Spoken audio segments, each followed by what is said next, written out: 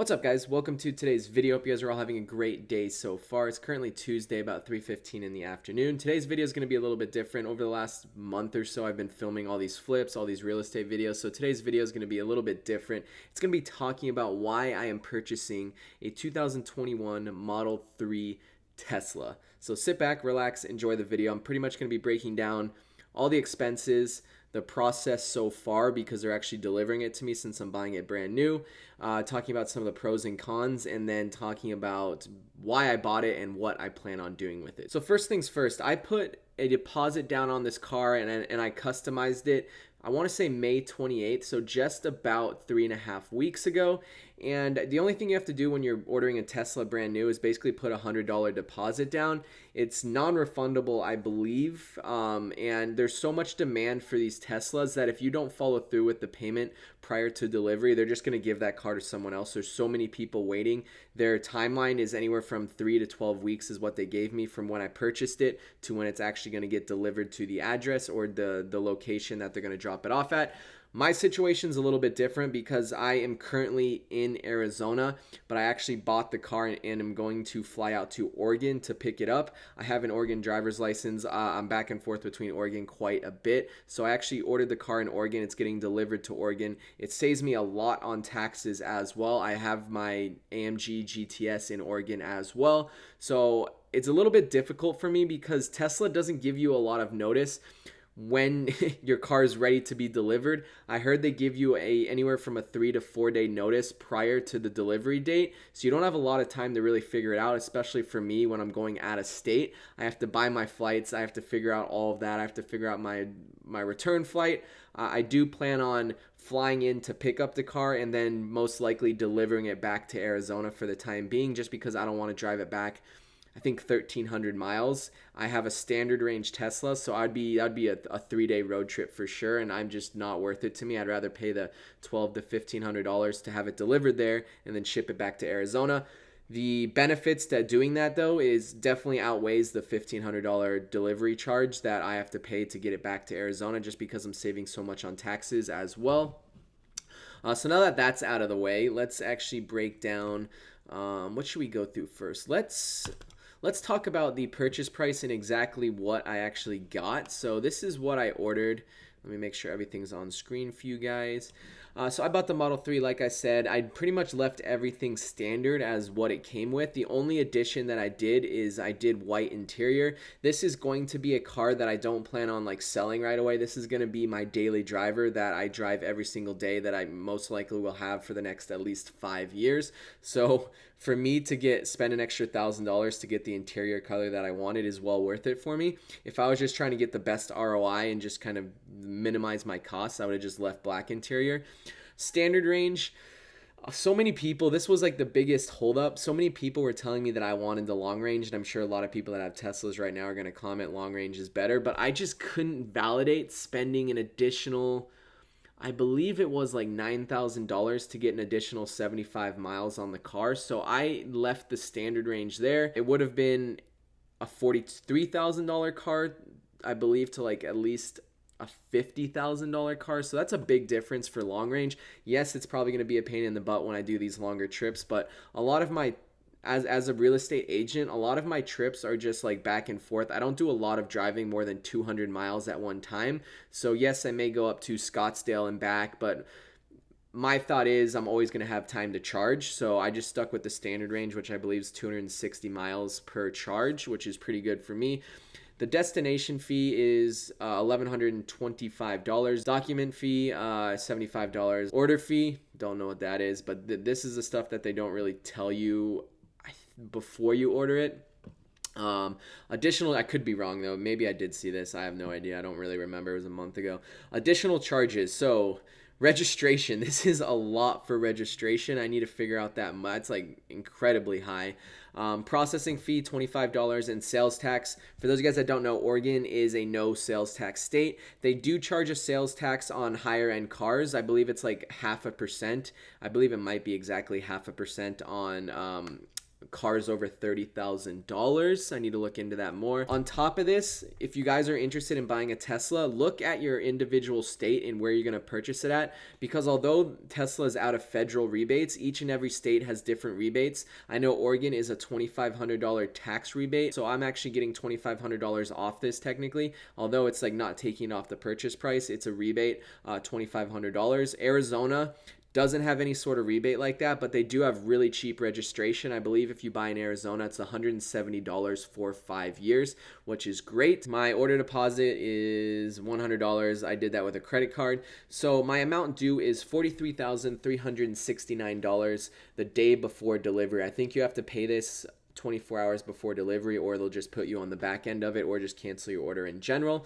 I am buying this car cash. I know I just made a video on trying to leverage your money with the bank. My situation's a little bit more unique. I want to make sure I qualify for the highest possible amount for my next house that I'm going to purchase. So my debt to income ratio, I want to keep it as low as possible. Me getting an additional car loan on top of the car loan that I got last year from my Mercedes, it's just not going to look good. So I am paying for this cash. Yes, it's so much money to tie up, but I won't have car payments every single month. And my debt to income ratio, when I do go to purchase a house, it's going to look a lot better, so I'll be able to qualify for more. This is a situational basis. If you guys want to buy a house, you guys really want to make sure that if you're going to buy any car, it doesn't have to be a Tesla. You want to make sure your debt to income ratio will not get messed up. So talk to your lender about it. Be like, hey, I'm thinking about having another loan on a car. What can I qualify for? What kind of loan can I get? Can I just get a loan in general? And they'll be able to tell you, oh no, if you want to qualify for this amount, you're not going to be able to get another loan. Or they'll be like, oh yeah, no problem, you can get a $30,000 loan on your car and you'll still be able to qualify. So keep that in mind when you guys are looking for houses and you're on that house hunting journey. Make sure you don't mess with your DTI too much, because that's going to affect your pre-qualifications on how much you can afford. So I have to come whenever it's delivered. That's the other thing I'll talk about. I have no idea when my car is getting delivered. So I have to come out of pocket $43,000. Like I said, this car is a very long-term play for me. I need a car. I have my Mercedes that I've been daily driving. I'm putting so many miles on that car that it's almost saving me money to buy this Tesla. As bad as it sounds, yes, I could sell my GTS, but my GTS is something that I love driving. It gives me a sense of satisfaction and accomplishment. So I am holding on to my Mercedes. For those of you guys that ask, this is just going to be my secondary car. We're moving on to the delivery date. This is a very quick segment right here. This right here, for those of you guys that are interested in Tesla delivery, this has changed at least 10 to 15 times in the last month. I look every single day at my estimated delivery, and it's at one point it was June 15th, at one point it was August 1st, at one point it was July 5th, at one point it was June 26th, and now it's back to June 26th. It's actually stayed at June 26th for quite a while, and it is the 22nd right now. So I have a good feeling about this. I may have to book a flight the day before I get the call, so I have to really keep an eye on my emails to make sure I don't miss any Tesla emails or Tesla phone calls. I don't know how they're going to reach out to me, but I have to be prepared to book my flights as soon as possible. I don't really know what their whole time frame is. I was told 3 weeks from one of my clients who works at Tesla. He said their Model 3s are on a 3 to 4 week time frame, so it would make sense if it gets delivered here, because that would make it right at my 4-week mark from when I ordered it. But this has been changed a ton, so it's not super reliant. So keep that in mind if you guys are trying to buy it at a certain time frame. They literally give you a 2-month time frame, anywhere from 3 to 12 weeks, which doesn't help whatsoever. And then the estimated delivery keeps getting changed, so that doesn't really help too much. Now my overall game plan. I am not only buying this Tesla to have it as a daily driver, I am actually going to try to make money on this as well. So I am going to attempt to Turo this car. For those of you guys that don't know what Turo is, it's basically renting your car out. It's like a rental company, but you can rent it out from peer to peer essentially, and Turo is just the middleman to facilitate the deal. So I was looking at Turos in the Arizona area, and let's pull this up right here. These are just the first 3 I pulled up today. Teslas are probably the most popular on Turo. And the good thing about Turo renting a Tesla, you would assume that whoever's going to rent a Tesla is most likely here for business, so they're not going to completely disrespect your car, as opposed to if I Turo'd my GTS. someone that's wanting to rent my GTS for the day is most likely going to absolutely slam it and rip it and get the RPMs up. It is what it is, though. If you're renting like a supercar on Turo, you're going to get people that want to rent a supercar for a vacation, and they're going to go fast. They're going to neglect it. They're going to abuse it a little bit. But for Teslas, I think a lot of the people that are purchasing them are mainly for business and just commuting.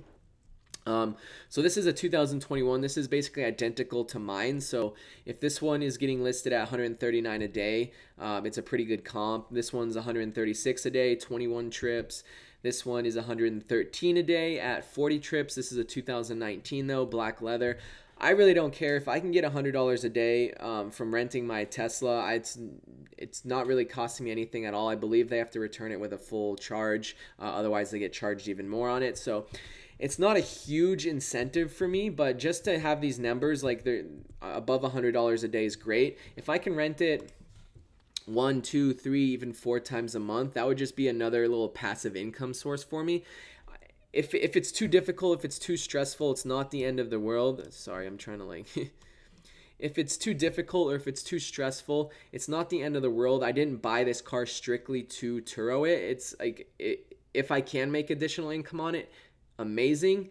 But I also just needed the car anyways. So I will keep you guys updated on how the whole Turo situation goes. I'm actually really excited to try it out and see how much actual money I can make.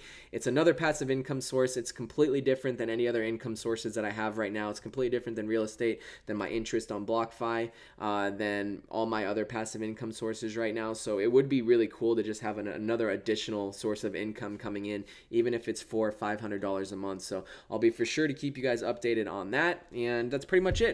I may make a video actually me getting the delivery of it, like filming a vlog style video. So if you guys want to see that, comment down below. If you guys have any other questions about this whole process in general, comment down below. I'll get back to every single one of you guys.